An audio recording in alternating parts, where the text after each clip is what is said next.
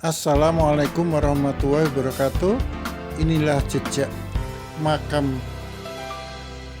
Patih Rojoniti yang berada di daerah Patian, Sanden, Bantul, dekat dengan Pantai Cangkring di Serandaan, Bantul. Makam Patih Rojoniti itu masih merupakan misteri, padahal ia adalah rahasia besar. Ketika peperangan antara Kapiten Cina pada pemberontakan Batavia 1740,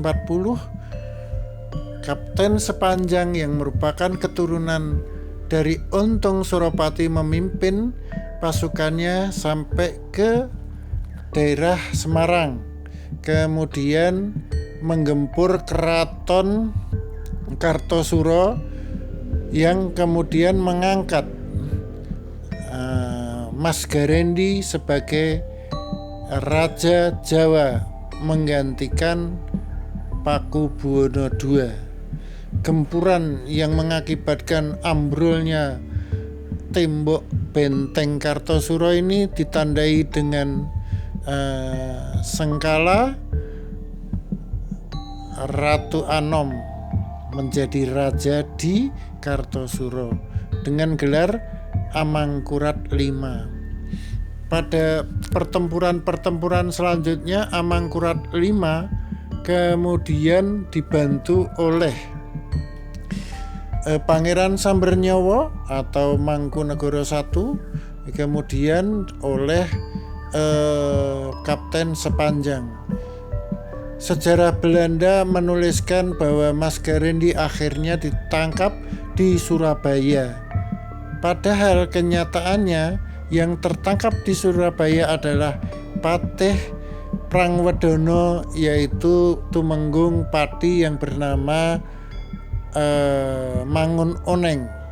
Kemudian pasukan Mas Garendi yang menyamar lari ke daerah selatan, ke pantai selatan di Sanden, Bantul. Kemudian nama samaran beliau menjadi Patih Rojoniti. Nah, kemudian meninggal di situ. Kapten Sepanjang yang menjadi pengawalnya kemudian meninggal, dimakamkan di makam Imogiri di samping kakeknya Bagus Wonoboyo atau Kiai Cindi Amoh. Jadi makam Patih Rojoniti ini adalah makam orang besar melawan Belanda, dan di dalam sejarah Belanda tertulis bahwa dia dibuang ke Sri Lanka. Dengan segala kerahasiaan, bertahun-tahun kemudian para pengikutnya memakamkan dia di daerah Sanden, Bantul, yang sekarang dikenal dengan nama makam Patih Rojoniti. Kita masih mencari data-data lain yang berkenaan dengan Patih Rojoniti yang ternyata merupakan makam Sunan Amangkurat V, cucu dari Sunan Amangkurat III dari Pangeran Teposono. Jadi makam Patih Rojoniti itu sebetulnya adalah makam Sunan Mas Garendi atau Pangeran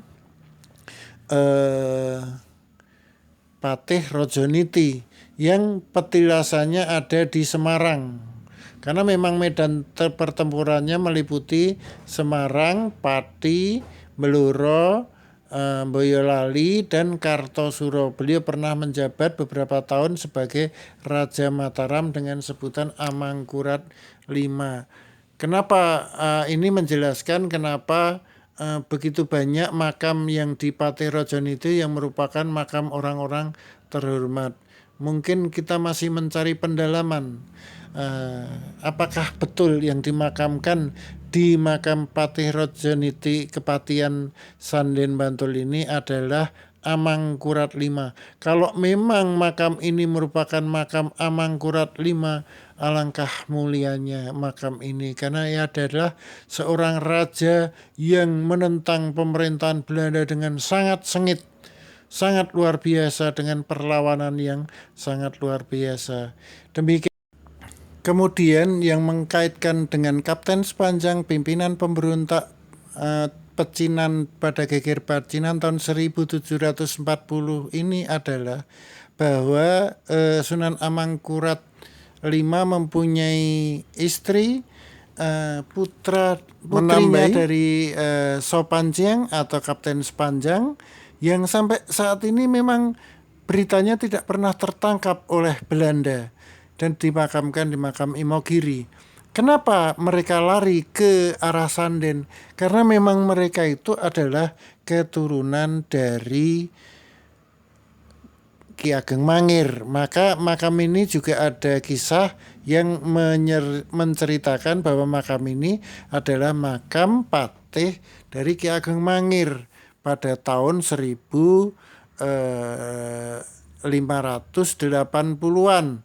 Tapi kisah ini terlalu lama, terlalu panjang dibanding dengan kisah bahwa makam ini sebetulnya adalah makam Amangkurat V atau Mas Garendi dalam peristiwa geger pecinan tahun 1740, 15 tahun sebelum berdirinya Keraton Yogyakarta.